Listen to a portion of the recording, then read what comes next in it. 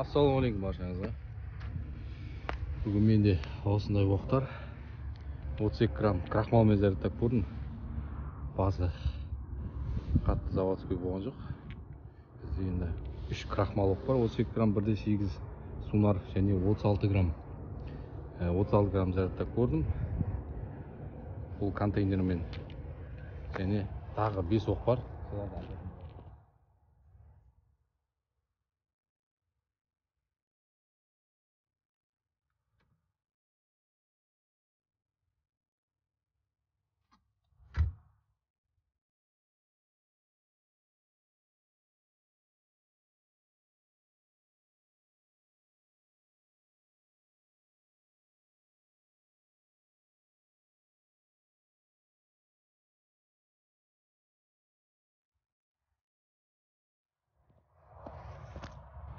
Так, бірінші оқ бізде 32 грамм контейнермен. Сосын зарядтап қойдым, қалған оқтарды шығарайық.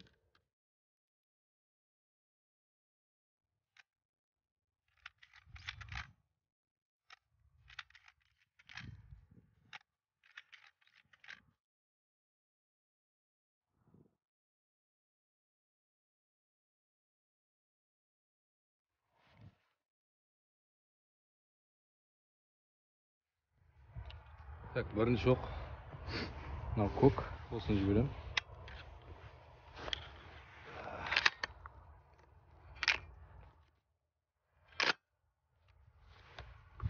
Көк кетті, 32 грамм контейнермен. Және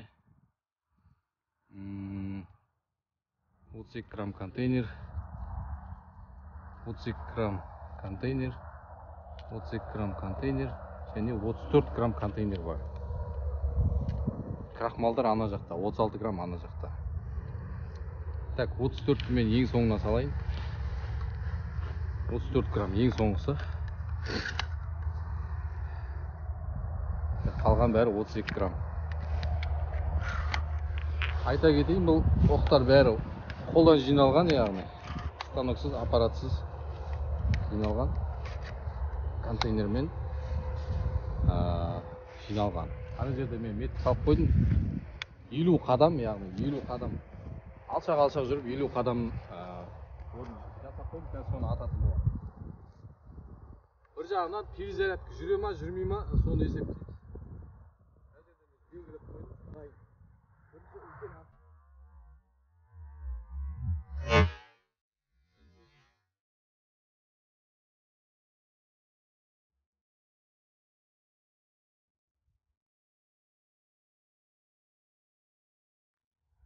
Қолдан жиналған патрон атылды. Екіншісі зарядталды. Значит, нормально. Келесі оқ. Соңынан жинап алам езгіларды.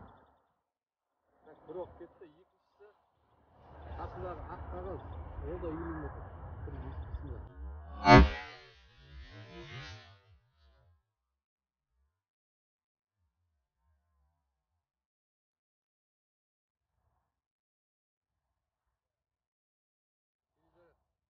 Olma. Перезаряд болыпты.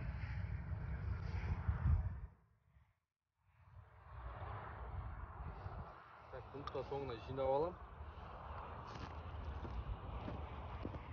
Қазір осы екі оқты барып көріп келейік.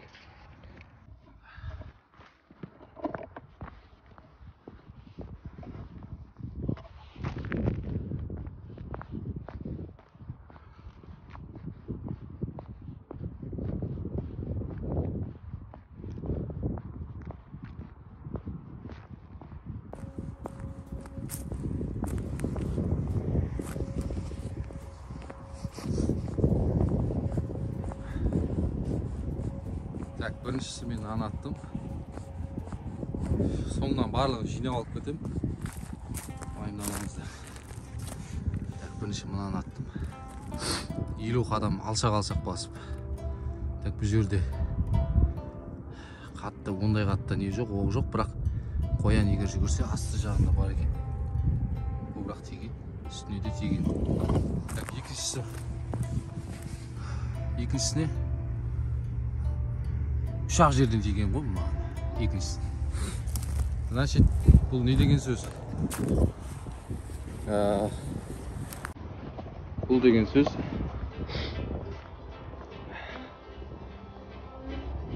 бір оқ және екі рет бір оқтың өзі жеткіліксіз деген сөз. Егер точно тисе жеткілікті болады. Бірақ ол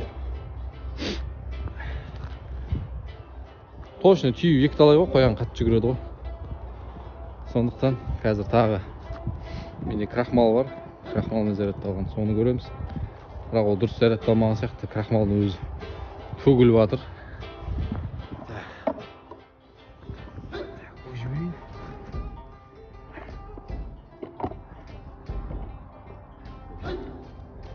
Ана жерде мені сызылып тұр.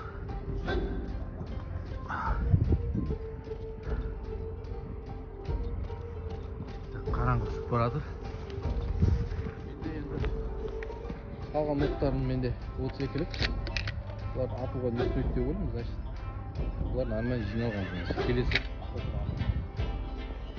Так, келесі менде 3 осындай крахмал оқ бар, осыларды ататын боламын. Басынан крахмал төгіліп тұр, сосын біртіндеп салайын енді оларды. Біртіндеп салған дұрыс болады.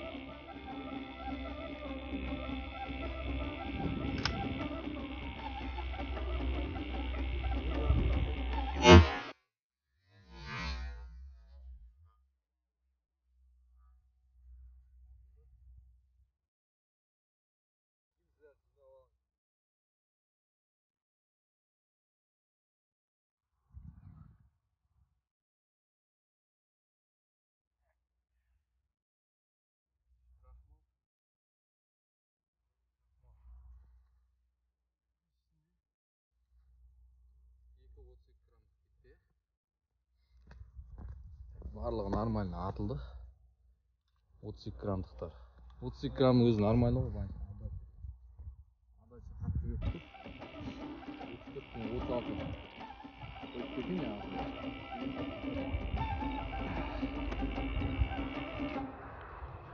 Келесі 34 және 36 деген екі заряд бар. Бұда порох сунар 1,9 грамм. Және пыш контейнер ортасына бөлінген, обтюратор төменге тақалады. Мына жерде ортасында демпфер бар. Және картонный прокладка, сосын контейнер. Контейнер. Контейнерден кейін порох 34 грамм мынада. Мынада 2 грамм порох. Жаңа дәл солай жиналады. Сунар порох 2 грамм. Бұл мощный 36 полумагнум. 36 грамм. Однерка. Мен бүгінгі атқан пұтралардың барлығы бірлік. Яғни номер 1 деген оқ ол 4 мм болады. Кеттік. Жаңа атылған недет көріп қайтайық. Мына жерде гильзаларды жинап алдым. Соңынан қазір ана атқан өзім екеуі алып келгем, үйден дайындап. Соны алып кетем. Артымызда мусор қалдырмаймыз.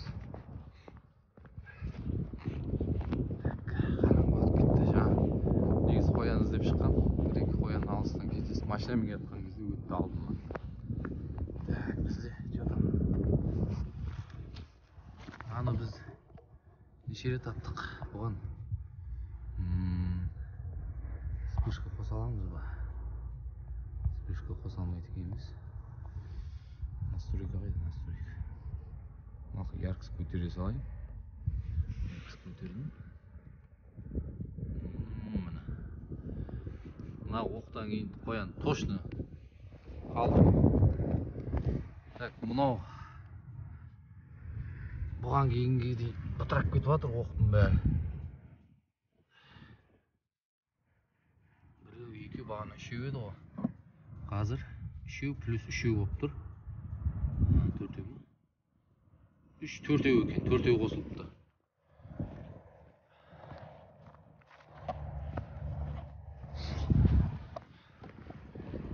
Отыз екі граммдық осылай атылып жатыр.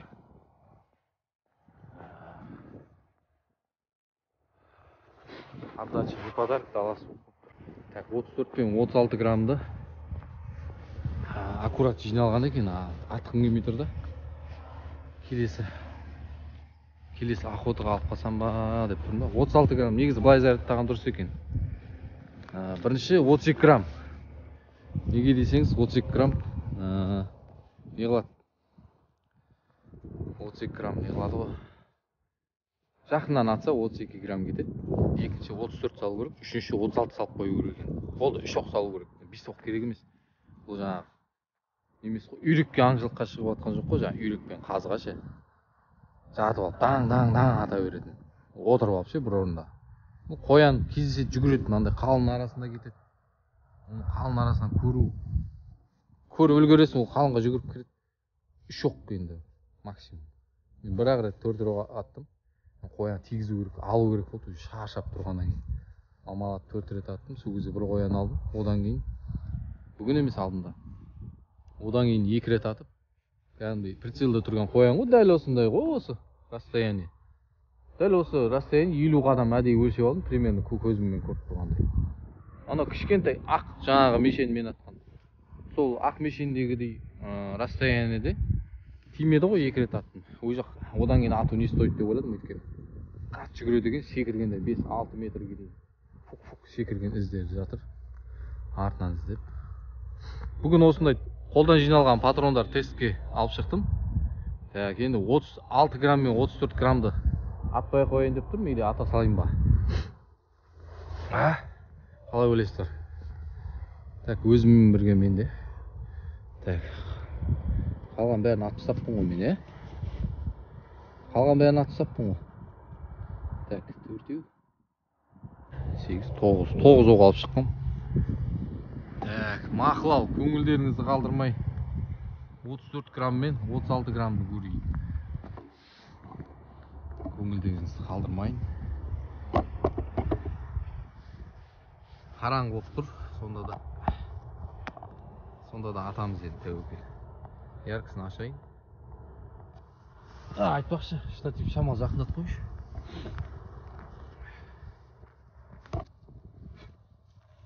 Отыз 34 және 36 грамм.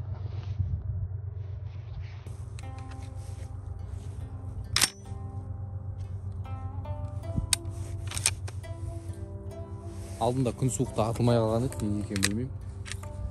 Біріншісінде атылды. Негізі мынау гейзлардың астын қысқан дұрыс екен. Перезаряд кезінде оқталмай қалуы мүмкін. Туғы кіріп жатыр. 34 грамм және 36. Екеуі оқталды. Бисмилла.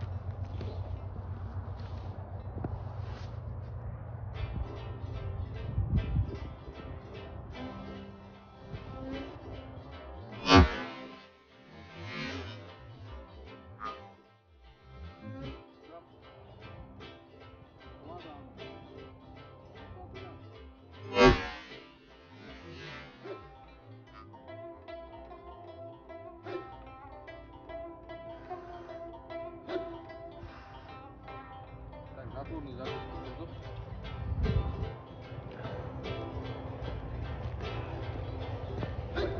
34 және 36 грамм әдемі атылды. Ана бір мешен құлады кәдімгідей. Бір мешен құлады.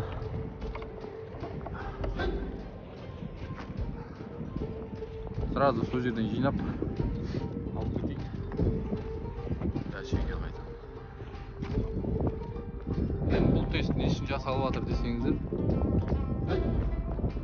қолдан жинауға стоит па деген сөз ғой. Пластик пластиковый патрондар да бұл. Бірінші рет жинап тұрмын. Бұған жинаған. Так, мынау құлапты. Көрейік.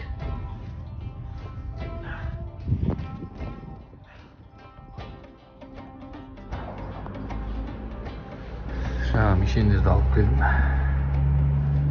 Үлкен мешен менде. Оған біріншісінде 3 рет па? 2 рет, 4 рет атылды, мынаған 3 рет атылды ғой, 7 атылды ғой вообще. Бағаны бәрін атып тастадым деп ойласам, 2 патроным қалыпты. Мынада біраз жерге тиген. Сөзбен қоян енді бұл құлады егер бір орында тұрса. Мынау мешен менде былай равномерно тиген сияқты әдемі. Өзім қолдан оқтаған оқтар 50 метрден осылай шықты. Есіктер былай көрініп тұр. Осындай 2 патрон қалды. 32 грамм контейнермен.